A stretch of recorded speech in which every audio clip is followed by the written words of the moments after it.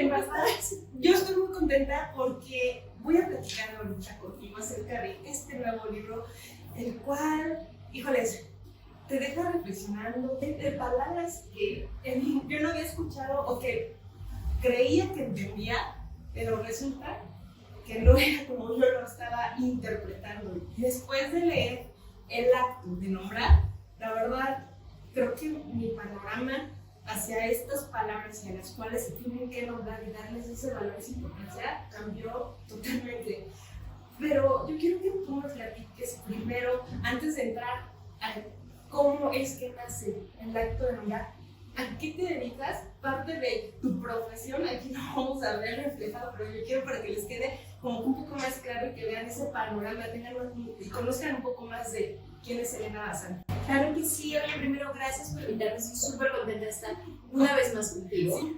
Bueno, pues les cuento de qué va el acto de nombrar. Lo primero, yo soy editora, soy lexicógrafa también y bueno, me dedico a los libros. Todo lo que yo hago son palabras. Y este libro surgió desde un lugar muy personal, que fue una reflexión que yo he tenido durante muchos años ya, una reflexión sobre violencia. La primera palabra que yo escribí fue violencia, porque fue sobre la que más necesitaba reflexionar. Y a partir de ahí, después de varias conversaciones con mi editor, este libro está publicado en Aguilar, de Penguin Random House, y mi editor es César Ramos, de varias conversaciones sobre temas de actualidad que deberían tener libros, porque eso es lo que hace un editor, vamos creando estos espacios. Hablamos de un libro que hablará sobre las palabras que nos marcan a las mujeres. Yo entiendo el mundo a través de las palabras y de lo que significan. Y pues bueno, yo comencé con el primer ensayo, que es violencia, para intentar entender muy personalmente cómo me sentía yo en aquel momento, como mujer nació en México, como mujer que vivía sola en un departamento en ese momento, como mujer con una serie de características, porque cada una somos únicas y nos cruzan diferentes circunstancias. Entonces, nace desde un lugar muy personal que llevé hasta un punto que me parece que es el que conecta el libro y el que yo quiero ofrecer a las lectoras y a los lectores del acto de nombrar, que es escuchar en diferentes voces cómo significamos las palabras de este libro. Así que les adelanto que en este libro hay 16 entrevistadas que son investigadoras, expertas en los temas, que han escrito al respecto de las palabras sobre las que les entrevisto o que han tenido una experiencia muy directa. Porque el principio de cada palabra, y esta es mi propuesta, es la experiencia propia. El lenguaje tiene dos rasgos que son extraordinarios y que se conectan, que es el primero, es individual. El lenguaje es individual. Esto quiere decir que nombramos nuestro propio mundo. A partir de mi experiencia entenderé cómo nombro el mundo y qué palabras utilizo para describirlo. Y del otro lado tenemos el lenguaje como un rasgo para hacer comunidad, o el lenguaje como parte de un rasgo social, y cómo toda esa comunidad entiende las palabras, y es así como nos encontramos. Entonces, este es un libro que pretende hacer una reflexión y dar muchos datos, porque no se trata solo de cómo nos sentimos y qué me pasó a mí, Elena, o qué le pasó a Susi. Hay datos, porque además la realidad son estas palabras. Vamos a leer de estas 10 palabras que mencionas, que yo quisiera que tú me dijeras, hablaras un poquito cómo llegas a ellas y cómo es que descartas otras tantas. ¿Por qué? Porque si vamos, entonces diciendo, vamos a nos vamos llevando, es que esta te lleva a esta y esta te lleva a esta. No menciono, porque yo quiero que tú nos digas cómo llegas a este proceso. Mira, lo primero es, si te parece, vamos a decir cuáles son las 10 palabras y luego vamos a hilar un capítulo, ¿ok? Me parece perfecto. Y son por orden: sororidad, violencia, feminicidio, memoria, ella, techo de cristal, carga mental, amor propio, feminismos y libertad. Entonces, ¿cómo seleccioné estas 10 palabras? La verdad es que las tenía muy presentes y muy claras. Era una lista de 20 palabras al principio del proyecto, pero después sucedió esto, Susi, se fueron entretejiendo. Por ejemplo, yo quería hablar de empatía, pero me di cuenta que la palabra empatía estaba ya dentro de sororidad. Entonces, así fue como se redujeron de 20 palabras a 10 palabras y podríamos ir a cualquier capítulo para ver cómo se hilan las palabras.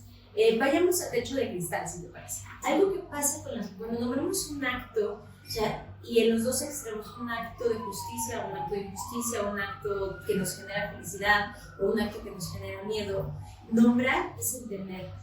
Por eso es trascendental utilizar las palabras. Y también, por ejemplo, con Techo de Cristal. Cuando nosotras tenemos el poder de la palabra, es decir, aquí hay un techo de cristal, hay un límite, es un asunto de género y solo de esta manera lo podemos denunciar o lo podemos hacer tangente y hacer que otras personas sean señaladas por lo que hacen o nos acompañen porque nos está sucediendo. Entonces, las palabras se hilan, como tú dices, por ejemplo, techo de cristal, comenzamos para hablar de este término, que es una barrera en la cultura laboral, es sistemática, está dentro de un sistema, no es individual, no te pasa porque tuviste mala suerte, no, o sea, está ahí, está sustentado o protegido o permitido por una sociedad laboral muy patriarcal, ¿no? En donde las mujeres siempre se nos suele ver como una posición inferior en todos los sentidos. Y pues bueno, el techo de cristal son todas estas barreras que nos impiden tener las mismas oportunidades laborales, ya sea en salario, de prestaciones, en tipos de administración, en manejo de tiempo, incluso en la manera en la que se refiere a nosotras, porque también hay estereotipos y prejuicios por el techo de cristal. Entonces, la primera palabra es esta, es como el corazón del capítulo. Y luego nos hila a equidad laboral, que es otro término que tenemos que analizar en el techo de cristal, y nos lleva de ahí a la palabra brecha laboral, que es otro término que nos lleva a equidad económica, administrativa, equidad de condiciones y equidad de puestos de liderazgo, que después nos lleva a prejuicios y estereotipos, y luego nos lleva a privilegios, que después se encamina a violencias. Cuota de género es el siguiente término que se entreteje, y bueno, y este es, ¿no? Entonces, lo que yo pretendo qué padre que lo plantees así, Susi, porque claro, la idea es que de un término y de una situación podemos ir a otra y a otra y a otra, y así, de los 10 capítulos, pues hay una infinidad, hay un cuenco enorme de palabras en este libro que deberíamos conocer. Es bonito ver la importancia que le das al léxico. Es el protagonista, o sea, es el protagonista sin dejar a un lado todas las entrevistas que hiciste, sin dejar a un lado los casos que hemos leído, que hemos visto bombardeadas en redes, que, por ejemplo, en la parte de violencia, híjoles, esa palabra a mí me pegó y la verdad sí me dejó pues un poco tensa cuando lo estaba leyendo, en el sentido de ver la cantidad, como dices, de casos, de números, de ver cómo estamos constantemente bombardeadas con violencia. O sea, híjoles, no sé, o sea, hablar en verdad, hablar de este tema y otros que se mencionan aquí, te genera varias sensaciones. A mí me generó diferente de las palabras, por ejemplo, con Soledad, pues fue así como bonito, porque dije, eso es la misma palabra, ¿no? O sea, tal cual es el estar, acompañar y que esa empatía que mencionabas, ¿no? Sí. O sea, y cosas que tú no mencionas de, pues, cómo es que fueron surgiendo los hashtags. También se utilizan. Sí, que son palabras, bueno, primero para abordar un poco tu primer comentario, el léxico es una construcción de cada persona, y por favor yo invito a quien nos escucha a que se siente y anote en un papel cuáles son sus palabras favoritas o cuáles son las palabras que más utilizan, positivas o negativas, ¿no? Como suaves o duras, y se van a dar cuenta en esta lista de palabras de qué momento están viviendo hoy. O sea, el léxico es trascendental para entendernos como seres humanos. Y pues bueno, hablando del 8M, hay un caso de los hashtags. Yo les invito a que reflexionen primero de los hashtags, las etiquetas.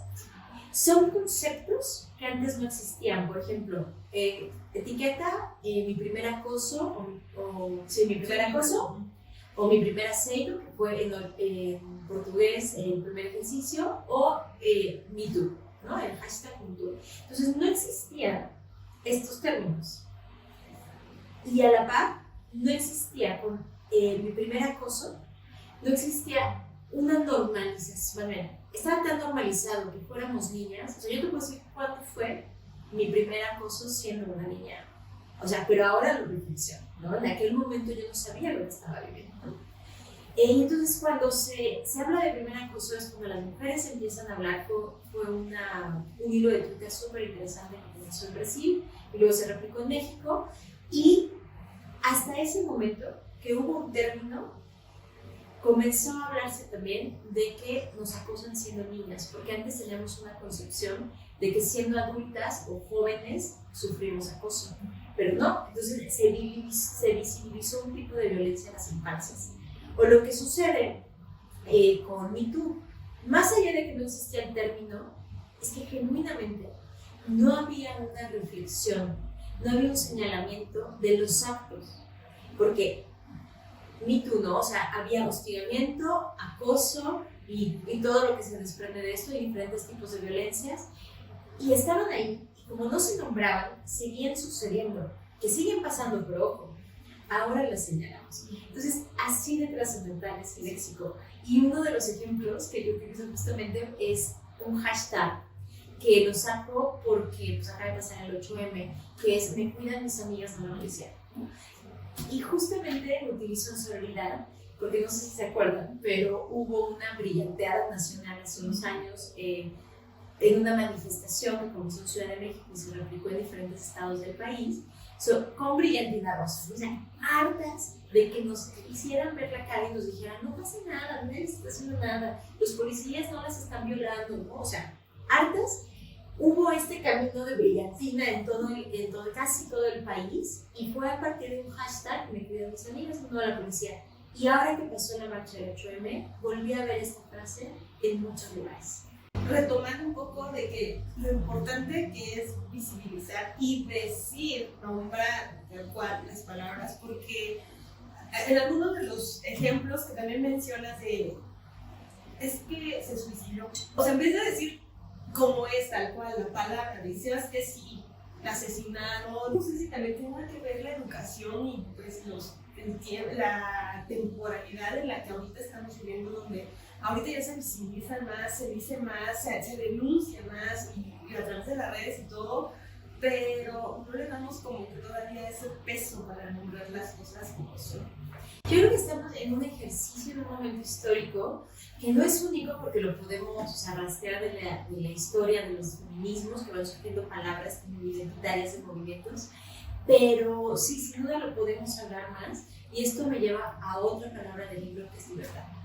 O sea, entendemos que la voz es un acto de libertad, y nombrar y señalar, pero también porque también hemos aprendido a crear redes de apoyo, y hablamos más de esto.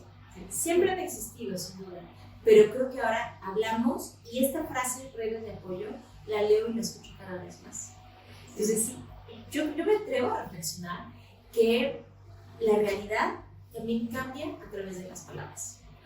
Y a través de las palabras y a través también de las acciones, ¿no? Que las palabras nos hacen. Sí, nos impulsan. Mira, la primera acción es nombrar, por eso se llama el acto de nombrar. La primera acción que tenemos es nombrar, y es una gran posibilidad. Y cuando nombramos, entendemos, reflexionamos, cuestionamos, que lo más importante es cuestionar, significamos y resignificamos. A partir de ahí podemos compartir, podemos pedir ayuda, podemos prestar ayuda, podemos acompañar, podemos disfrutar y podemos entender y podemos conectarnos con nosotras mismas.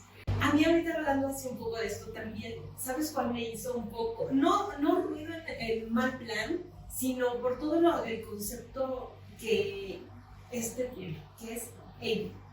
Bueno, Híjoles, ella. Creo que todavía la sociedad no estamos preparados de todo, y me incluyo, que no estoy todavía acostumbrada a decir todas, todos, todos. sí. Un poco difícil para generaciones como la mía y a lo mejor de las de atrás, ¿no? Que está como, no, recuerda que tú tienes que ser también incluyendo y mencionarlos, ¿no? O sea, también, pero platícame un poquito, porque sí tiene ahí todo que, pues, la verdad no la reconocí. Pues de hecho te voy a confesar que este fue el capítulo de los dos capítulos con los que entré pues con más cuidado, porque sí es muy polémico en tanto de discusiones, aunque creo que tendríamos que preocuparnos más de palabras como feminicidio, pero, o sea, le quita el sueño a muchas personas que alguien diga niñas, o sea, pero genuinamente le quita el sueño. Yo he visto gente muy enojada. Incluso yo confieso que antes yo decía, el lenguaje inclusivo no es necesario en tanto que tenemos un español tan vasto que podríamos utilizar otros recursos. Ahora confieso que tenía muy limitada esa visión y disfruto muchísimo de los ejercicios de lenguaje inclusivo, incluyente, pues porque lo estoy conociendo. Entonces, lo primero es, no es tan novedoso como creemos. De hecho, aquí hablo de un antecedente de las academias que ya habían comentado el lenguaje inclusivo, pero es un hecho que ahora es mucho más sonado y que estamos mucho más cerca y que hay mucho más debate. Así que quiero decir que la E, el morfema E, es un solo recurso de muchos otros y tal vez somos más inclusivos de lo que creemos. Yo lo que propongo aquí es enseñar o hablar o poner un panorama, más bien. O sea, yo solo pretendo poner un panorama y por eso hay un apartado que se llama les contrincantes, ¿no? O sea, que son la academia, entiéndase como cualquier academia, porque la referencia siempre es la Real Academia Española de la Lengua, pero ojo, son 23 academias de la SALE, que es la Asociación de Academias de la Lengua Española en el mundo. Pero bueno, nuestra referencia inmediata, por ser la más consultada, es la española. Entonces, si estas academias están de un lado diciendo, no, esto no se utiliza porque no es necesario, porque es una moda, o incluso han dicho que es una tontería, y yo cito varios tweets que a mí siempre me impresionan, y del otro lado están los contrincantes que están utilizando el lenguaje inclusivo. Lo que yo propongo es, hablemos de esta conversación con conocimiento, con respeto y con criterio. Y el criterio, tú ya lo sabes, Susi, yo ya lo había abordado en el manual de escritura competitiva, es también un rasgo del lenguaje que los hablantes debemos aplicar, que es en qué espacio lo utilizo y en qué espacio no lo utilizo. Incluso yo me veo, antes de enviar, por ejemplo, un correo electrónico de trabajo a un grupo de personas, ¿no? Así muy particulares, yo sé que si digo, queridas, gracias por responder tanto el correo, ni van a prestar atención a mi correo, ni lo van a entender, ni va a pasar nada. Entonces puede que yo decida no utilizarlo, o modificar mi enunciación y decir, hola, gracias por contestar tan pronto mi correo. Entonces, pero yo creo que es una conversación muy interesante, muy importante, y el principio de todo es que del otro lado de la persona que utiliza algún tipo de lenguaje inclusivo, porque hay varios recursos, es esto, hay un ser humano que te está diciendo, yo tengo una necesidad de lenguaje. Y el principio de todo, porque hay en 5 breves actos les cuento cómo inicia la conversación del lenguaje inclusivo, porque les digo, no es tan nuevo como parece. Y pues bueno, el principio de todo es la visibilización de lo invisibilizado, que tiene que ver con el sexismo en la lengua española, ¿no? O sea, sí que o sea, todos lo sabemos que el genérico masculino no refleja o visibiliza necesariamente a otras personas, por nombrar un lenguaje sexista que no visibiliza a la mujer, pero a partir de ahí fue evolucionando y ahora tenemos otros cuestionamientos. Sí que lo que yo propongo, si no les gusta, si no lo entienden, es muy interesante, o sea, entrenle un poquito, es muy interesante. Si no lo quieren utilizar, nadie les va a obligar, pero tampoco creo que tengamos que luchar, ¿no? Y por eso yo aquí me confieso diciendo, ay, ¿eso qué? Yo le dije, ¿no? Porque yo le dije y después empecé a entenderlo y conversaba con personas que me decían, no, es que yo no me siento incluida en todas o en todos. Entonces, y me di cuenta que no me gustaba nada. Y este tipo de conversación, para mí, que me encantan las palabras, pues es muy interesante, pero es un hecho que evoluciona muy rápido y es difícil estar al tanto. Por ejemplo, el otro día vi un conversatorio de 3, fíjate, ¿cómo decirlo? 3 autoras y un autore, porque una era no binaria, entonces de 2 autoras y un autore. Mira, no, pues, ¿No? pensé un segundo. Pero supongo que estas personas pidieron que se les nombrara así. Y una de las personas que conversó decía que no le gusta la palabra lenguaje inclusivo, y tiene toda una reflexión al respecto muy interesante, y propone lenguaje afectivo. Y lo aborda desde el cuerpo, y ella tiene una teoría, si no me equivoco, Lía García, y prometo checar el dato y luego te paso, sí. Muy interesante, y yo lo que reflexioné ahí es, bueno, primero me asusté porque vaya, mi libro ya va retrasado, ¿no? Porque después pensé, y aquí lo digo, se retrasará prontamente este capítulo porque todo el tiempo estamos mutando el lenguaje. Entonces, por lo menos hay un principio, hay una luz. Yo lo que propongo es, lo que les comparto es un poquito de historia, algunas reflexiones sobre uso o no el lenguaje inclusivo. Alguien me va a regañar o no, que escribir esa parte me hizo muy feliz, me dio mucha risa. Y luego propongo una breve guía de conceptos, cuestionamientos y uso del lenguaje inclusivo para adentrarnos. Pero no que no nos quiten el sueño. Por eso también yo propongo que nos quiten el sueño otras palabras. Sí. Como por ejemplo ahorita hacer esa diferenciación, porque no me quedó a mí del todo claro esta parte de las palabras de feminicidio y femicidio. Sí. Mira, primero, feminicidio y femicidio vienen de un término en inglés que es femicide, que se utilizó por primera vez en el registro, lo tenemos en 1974, y se mencionó en el Tribunal Internacional de Crímenes contra las Mujeres en Bruselas en el 76, disculpa, por Diana Rosen, que es a quien se le atribuye el término. Y femicide se tradujo literalmente a femicidio, y yo he encontrado femicidio y feminicidio que se utilizan dependiendo de la región, ¿no? Por ejemplo, leí una autora de Costa Rica y ella utiliza femicidio. Las mexicanas utilizamos feminicidio. Entonces, los dos términos son correctos, son alternancias, y quiere decir que tienen alguna distinción, pero ambos son correctos. Pero tenemos una historia súper interesante con el término feminicidio, y es mexicana, es una aportación mexicana. Marcela Lagarde, en un evento que hubo en el 2004, el Seminario Internacional sobre el Feminicidio en México, propuso distinguir femicidio de feminicidio, sumándole al término de feminicidio, que es parte de un sistema, que no es solamente el acto de asesinar a una mujer por el hecho de ser mujer, sino que hay un sistema detrás que de alguna manera protege, propicia o no hace justicia de que esto suceda. Entonces, pues, si quieren usar femicidio o feminicidio, los dos son correctos en tanto a una definición, pero sí hay una connotación importante, y es historia del lenguaje, ¿no? Al final es historia de una palabra. Entonces aquí está como lo más desglosado posible. Por ejemplo, tenemos la Declaración sobre el Femicidio de la Organización de los Estados Americanos en la Comisión Internacional de Mujer, y dice femicidio. Entonces, son correctos, pero es un hecho que en México lo nombramos más feminicidio.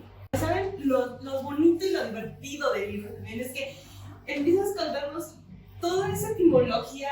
Sí. La va así, no crean que bueno, esto se usó así. No, o sea, van a tener, como ya lo has mencionado, Sí. una historia de la palabra, o sea, qué hay detrás de, y eso está genial.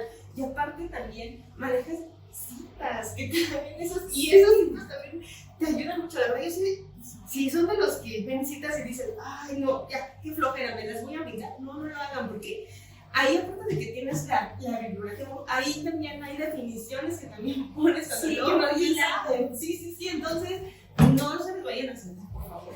De hecho, les voy a contar una historia. Tenemos en total, vamos a ver, 280 citas, que son muchísimas para un libro de estas características, de este corte y demás. ¿Qué pasa? Primero mi editor le dio algo con mi primer manuscrito, pero yo le insistía, si bien editamos bastantes, pero siempre insistí en las citas número 1, porque si estamos hablando de nombrar, yo hago muchas referencias históricas y léxicas y de experiencias. Por ejemplo, tomo casos de la vida real que rescato de periódicos, de notas periodísticas, para ejemplificar el manejo de estas palabras. Entonces, lo que yo argumento es, si estamos hablando de palabras, merece la persona que lo ha dicho, lo ha investigado, un espacio, ¿no? Entonces, para mí esto es trascendental, además de que soy una loca de las cosas. Citar me encanta, creo que es muy importante cuando estamos investigando. Y también sucede que hablar de un término desde la experiencia es muy fácil que te digan, ay, pues eso solo te pasa a ti, ¿no? O que lo menosprecien porque es tu experiencia. Y justificar con tanto cuidado cada uno de los casos, términos y reflexiones del libro, pues fue una labor también para que cuando alguien diga, me siento hostigada, no les respondan, ay, eso es un sentimiento, eso que no. Hay una definición, hay un término y ustedes puedan también rastrear y estar más preparados, porque esto es para cualquier persona. Y al final hay una bibliografía, porque también algo muy importante de los libros, y recomiendo que vayan a eso, las bibliografías son archivos, son, ¿no? O sea, es más, lo voy a decir de una mejor manera. La bibliografía son hilos de una red de las cuales tirar. Entonces, si tú te agarras de un texto, vas tirando a otro y a otro y a otro y a otro hasta que te das cuenta que estás en una gran telaraña maravillosa llena de información. Entonces, yo es lo que pretendo, porque pues son palabras entre tan comunes. Hablar de libertad y de violencia, o sea, esto existe desde siempre y lo decimos todas las personas. Y luego hay términos como tan particulares como cuando hablo de léxico, de gramática, etcétera, que bueno, pues hay que tirar de referencias y demás. Para ya ir cerrando esta entrevista, amiga, o esta charla, mejor dicho, la parte ya final del libro donde nos invitas a decir con nuestras palabras, porque es un ejercicio muy bonito que digamos, no sé si podemos hacer como, por ejemplo, para ti. Claro, sí. ¿Cuál es tu palabra favorita? Mi palabra favorita, mira, tengo dos. Y digo que es apapacho, me veo cada vez utilizando la misma expresión muy significativa para mí, o sea, muy emocional, pero en últimos años es sororidad, porque es una palabra que me adentró a muchas comunidades de mujeres, o sea, empecé a aprender de otras mujeres y porque me adentró a los feminismos. Entonces es una palabra importante para mí, o sea, me llevó y me tiró como de muchas redes. Pues sororidad es sin duda una palabra especial para mí. Ah, ok. Yo te puedo decir que para mí también tengo dos, y una es amor y la otra es paciencia. Tenerme paciencia a mí. Qué importante. Sí, o sea, a veces yo creo que la sociedad, no sé, que te exige como mujeres, que te vistas de tal forma, sí, que tengas el cuerpo así, tal cual como ahorita están en las redes o en fin. Y yo creo que el tenerte paciencia, que a veces se te sale del control porque dices, a ver, tengo que ser paciente con mi cuerpo y aceptarlo, ¿no? O sea, y aceptar a lo mejor mi carácter, aceptar muchas cosas y tener paciencia poco a poco para ir cambiando otras, que sé que puedo ir haciéndolo poco a poco. Sí. Entonces, yo creo que esa para mí sería necesario. Ay, son palabras muy importantes y que seguramente en unos días o en unos años cambiaremos de palabra. Sí, seguramente. Sí. Eso también es parte, de hecho hay unas, por ejemplo, digo, tu palabra sí, de hoy o tu palabra del pasado, ¿no? Es más, sí, mi palabra de hoy es sororidad y del pasado es apapacho, porque me veo utilizándola menos, pero cuando hablo de apapacho, me recuerda en un momento de mi vida muy particular, muy bonito. Entonces por eso me conecto con el pasado. De hecho, una de las cosas que digo en el libro, por ejemplo, en amor propio, que también fue una palabra en la que me clavé muchísimo, ¿no? Sí. Lo que digo es, el amor propio es en realidad un encontronazo, porque yo propongo que nos veamos cuando nos caemos bien y cuando nos caemos mal, ¿no? O sea, y saber por qué nos estamos cayendo mal es súper válido. Es como, Elena, estás faltando tu palabra, Elena, ojo, presta atención, Elena, yo qué sé, no hablaste cuando tenías que hablar y lo sabías, como... Entonces sí, eso también es importante. Yo quiero ir, estoy enojada porque, ya que en estos últimos días lo he pensado mucho, y yo te confieso que una palabra también de ahora es rabia. Siento mucha rabia, estoy enojada, pues bueno, marzo siempre es un mes explosivo, pero todos los días nos pasa, pero Ahora siento rabia y estoy muy conectada con esta palabra de una manera muy explosiva. Quiero que todo el mundo se entere. Y también lo agradezco mucho, porque la rabia me permite como levantar la voz y decir, esto no me parece, ¿no? O escúchame, sin que me esté pasando necesariamente algo atroz, o sea, pero entonces decir, para un momento y escuchar, me ha dado muchísimo abrazo. Entonces, rabia para mí son una palabra importante. Y el otro día en una entrevista, es que te tengo que contar eso, sí, una colega en la mesa decía, pero no es para tanto, no te enojamos. Entonces, yo no tenía ninguna intención de invalidarla, porque era su manera de abordarlo. Entonces, sin ninguna intención de invalidarla, yo solo decía, no, desde donde yo estoy, desde mi experiencia, desde mis emociones, desde que tomar un taxi me hace dudarlo porque me da miedo, y le mando mi ubicación de tiempo real a 6 personas diferentes y cosas así. Entonces yo desde mi lugar siento rabia y creo que hay que hacerlo. O sea, respetando el lugar de esta otra colega, mi palabra de hoy es esta: estoy rabiosa y creo que merecemos estar rabiosas, porque también una palabra de la que hablamos que es libertad. Hay que aprender a sentirnos libres con el enojo. O sea, deberíamos estar muy enojadas. Un día una amiga le dijo a otra, es que te falta rabia. Y me encantó, porque lo que quería decir es, date cuenta de que te está pasando algo malo y se vale darte cuenta. Este ejercicio te hace reflexionar y es que no nada más tengo una palabra, tengo varias, o no, nada más me siento así, también me siento de esta forma y esta forma, o sea. Y todas válidas y todas, regresamos al principio, o sea, son un reflejo de nuestros mundos individuales. Entonces, yo invito a que hagan este ejercicio. Yo lo hice para escribir este libro, yo hice ese ejercicio y escribí la lista de palabras que en ese momento muy particular, y al día de hoy sucede igual, me cruzaban de una manera especial. Y quisiera aclarar algo porque, así como dice el subtítulo, sororidad, violencia, feminismos, techo de cristal, pergamental, libertad y otras palabras que las mujeres vivimos, es un libro para cualquier persona, o sea, no está cerrado a las mujeres, al contrario, pero es un hecho que la reflexión nace desde este lugar. También las personas a las que yo busco nos comparten la experiencia de este lugar para dar un mensaje, para amplificarlo lo más posible, de que la forma en la que vivimos ciertas situaciones sí tiene particularidades. Y también lo aclaro, o sea, hay otras palabras que hay que considerar como privilegio, que también hablamos de privilegios. No es lo mismo cuando me sucede algo desde un lugar o desde otro lugar, con una historia, con un color de piel, con una situación, con un tipo de lo que tú quieres, ¿no? Hay que considerar esto. Y interseccionalidad, ¿no? También, o sea, el cruce de todo lo que nos sucede. Entonces, si bien cada mujer o cada persona que quiera leer este libro tendrá una experiencia propia con las palabras, aquí he intentado en muchas voces, tanto en mis citas como en mis cifras, como en mis referencias periodísticas y en mis referencias de investigación, he intentado poner las más voces posibles para que la experiencia de estas palabras sea muy amplia. Pero no, cada quien entrará de una manera diferente. Y de hecho el otro día, eso sí me pasó algo muy bonito, mi papá dijo, sí, eso es como una explicación, que ya leí en un libro. Él nunca había usado esta palabra. Y me sorprendió, o sea, porque es como te estás acercando a mí, que es una palabra que a mí me significa que me estás prestando atención, porque yo he dicho esta palabra a lo largo de muchos años y por primera vez le presto atención. Entonces, para mí fue muy simbólico porque comenzamos a compartir un mundo y está entendiendo algo a partir de que ahora también es una palabra que utiliza. Ay, es muy bonito. Sí, es la más bonita. Qué padre, sí.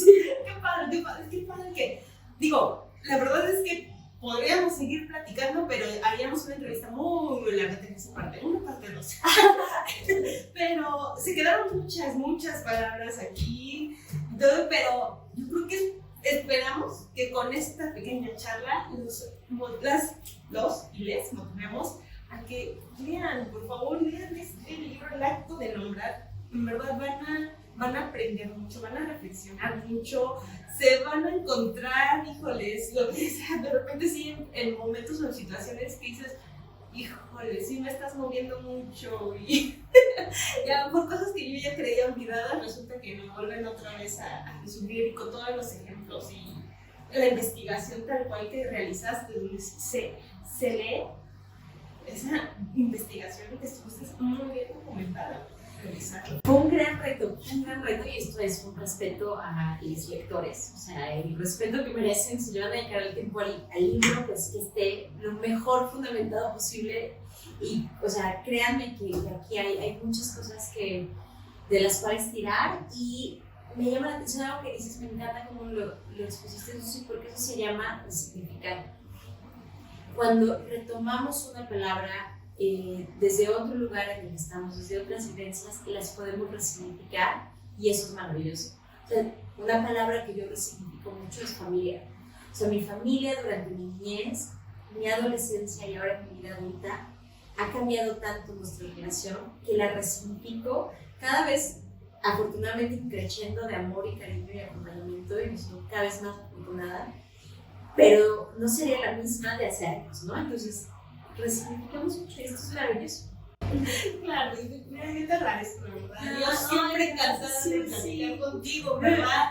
Y bueno, ya ir finalizando, ahora sí, danos tus redes sociales para que estén en contacto contigo, y si tienen dudas, si quieren saber más acerca de estas palabras, o si tienen dudas, así como a mí me surgió, es que esta es tú. Claro que sí. Además, yo siempre estoy encantada de conversar sobre palabras, bueno, es lo mío.